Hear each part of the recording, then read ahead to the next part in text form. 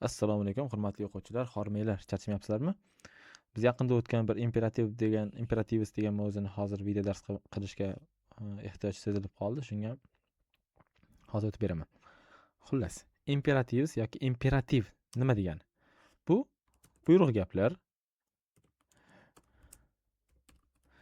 Buyruq gaplar bo'lib, misol uchun nimadir qil yoki nimadir qilma deb buyruq berayotganda ishlatamiz. Odatda bu gaplarda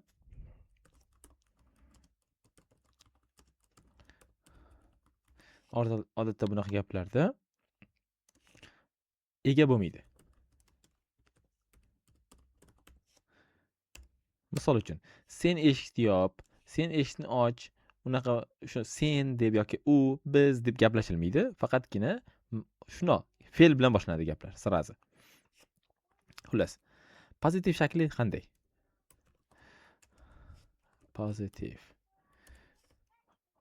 shaklida biz birdaniga fe'l yozamiz, keyin to'ldiruvchi obyekt. Misol uchun, eshikni och desam, open the door deyman. Eshikni och deyman. Yokida deylik, derazani yop desam, close the window deyman. Window. Bu shu derazani yop degani.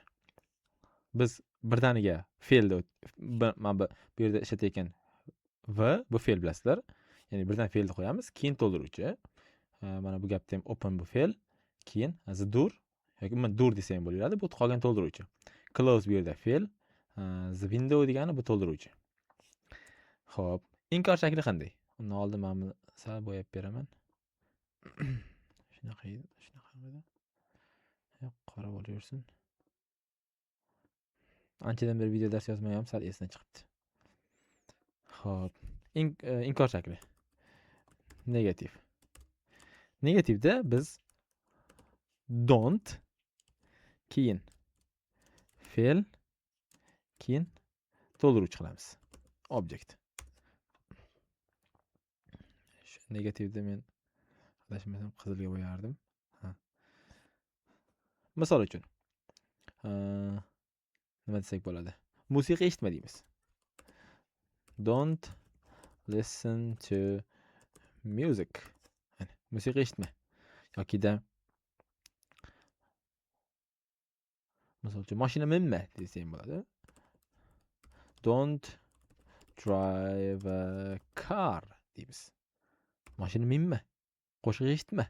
Shunaqa gaplarda endi bular bu o'z dars katta dars emas. Imperativ degan buyruq gaplar darak va inkor shakli bo'ladi. Bu gaplarda so'roq shakli bo'lmaydi. Chunki agar men so'roq gap aytmoqchi bo'lsam, bu buyruq gap bo'lmay qoladi. Misol uchun, eshikni ocha olasanmi deb savol gap aytsam, bu buyruq emas. Eshikni och desam, bu buyruq. Tushuntira oldim deb o'ylayman.